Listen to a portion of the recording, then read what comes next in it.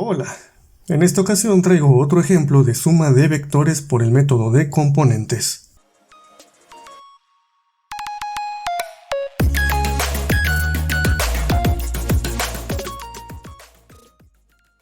Ok, ejemplo interesante el que tenemos a continuación. Se nos dan tres vectores R1, R2 y R3 y bueno, se nos está pidiendo un vector R4 tal que la suma de los cuatro vectores nos dé como resultado un vector nulo, es decir, 0.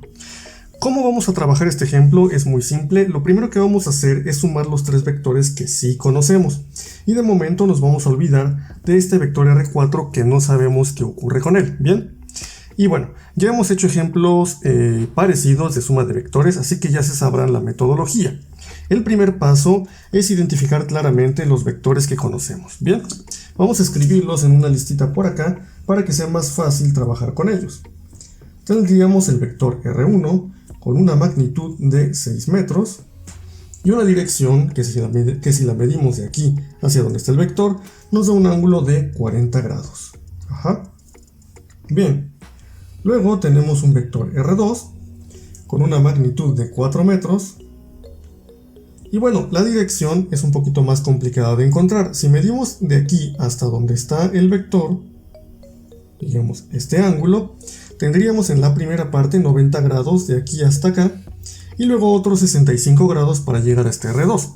Si sumamos 90 más 65 grados, nos va a dar un ángulo total de 155 grados. ¿Ok? Por último, el vector R3, que tiene una magnitud de 8 metros.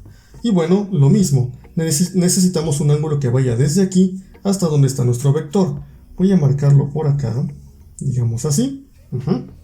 Y bueno, de aquí hasta acá ya tendríamos 270 grados. Solamente tenemos que agregarle 5 grados adicionales. Así que nos da 275 grados para el vector R3. ¿Bien? Ok, ya tenemos enlistados nuestros tres vectores. Lo siguiente es hacer la suma de componentes en X y de componentes en Y. Perfecto. De nuevo no comento mucho estas expresiones de acá porque ya las hemos visto bastante en otros videos. Ya sabemos que para la suma de componentes en X tenemos que usar el coseno multiplicado por la magnitud del vector, evidentemente. Y para la suma de componentes en Y, pues la función trigonométrica a elegir es el seno. Ok, ya sustituyendo las magnitudes de estos vectores en estas expresiones de acá que se pueden hacer de un solo golpe en la calculadora, nos van a dar los siguientes resultados. Para el caso de la suma de componentes en X tendríamos un total de 1.66 metros. Recuerden poner unidades.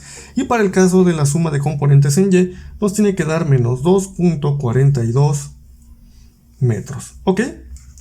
Bien, ya casi tenemos la respuesta. Ese sería el segundo paso, identificar la suma de componentes en X y la suma de componentes en Y.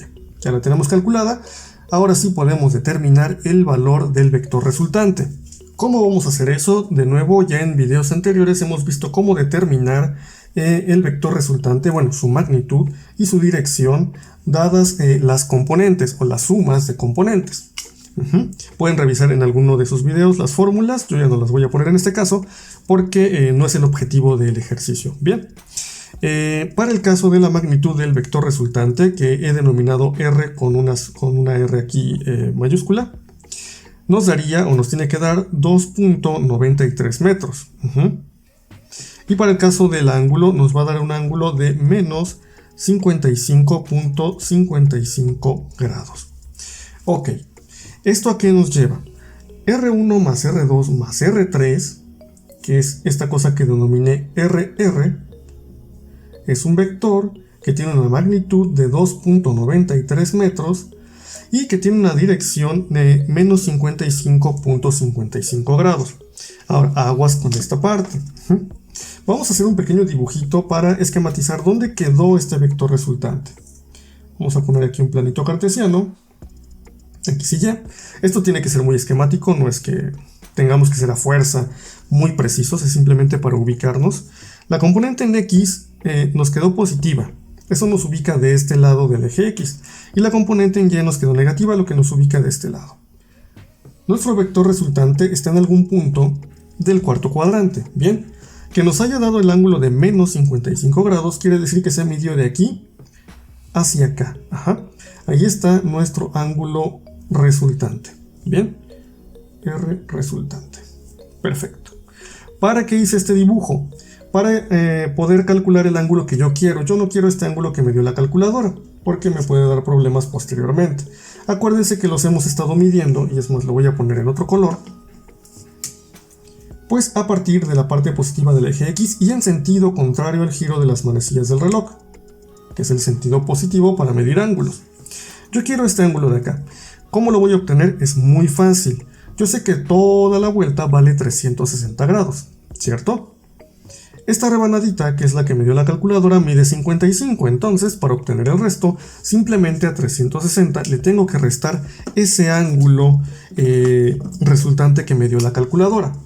Ya haciendo la operación, me va a dar un ángulo de 304.45 grados. Este es el vector resultante de la suma de R1, R2 y R3, pero eso no responde a la pregunta del problema, que es ese misterioso vector R4. Voy a hacer otro dibujito para responder justo esa pregunta. Tal vez conviene ponerlo por acá. Ok, aquí X y Y. Yo sé que por acá anda mi vector resultante RR. Ok, este vector lo que hace es sintetizar el efecto de estos tres vectores. Es decir, es lo mismo hablar de esto que hablar de estos tres vectores. Si yo quiero un vector que anule a estos tres vectores, es lo mismo que si yo estuviera buscando un vector que anule a este otro vector. Bien, si recuerdan el video de vectores paralelos y antiparalelos, aquí podemos aplicar justamente ese conocimiento. Entonces, para cancelar este vector R resultante, lo único que yo necesito es tener un vector que sea antiparalelo a R resultante y que mide exactamente lo mismo. Ajá. Es decir, una copia que vaya en dirección contraria. Y bueno, si yo quiero un vector antiparalelo a RR que mida lo mismo que RR, lo que estoy buscando en realidad es menos RR. Ok, demasiadas R's para un solo ejercicio. Bien, esto quiere decir que este vector que estoy buscando acá es justamente R4. Y bueno, si yo ya tengo el vector original, encontrar uno que sea antiparalelo es muy simple. Ya le voy a llamar directamente R4. Debe tener la misma magnitud, 2.93 metros, pero debe de ser antiparalelo a este vector de acá. ¿Cómo lo vuelvo antiparalelo? Acuérdense, en ese video también lo repasamos, en el video de vectores paralelos y antiparalelos, que basta con sumarle 180 grados, es decir, movernos hacia acá. Y en este caso también podríamos nosotros restarle 180 grados, llegaríamos exactamente al mismo punto. Bien, en esta ocasión lo que voy a hacer es restárselos, y bueno, si a 304 le quitamos 180 grados, nos van a quedar 124.45 grados. Ajá. Ese vector ya es antiparalelo a mi vector resultante y me garantiza que al sumarse con los otros tres me va a dar un total de 0. Pero bueno, eso ya se los dejaría a ustedes de ejercicio. Muy bien, espero que este video les haya servido, le hayan entendido y nos vemos en un siguiente ejercicio.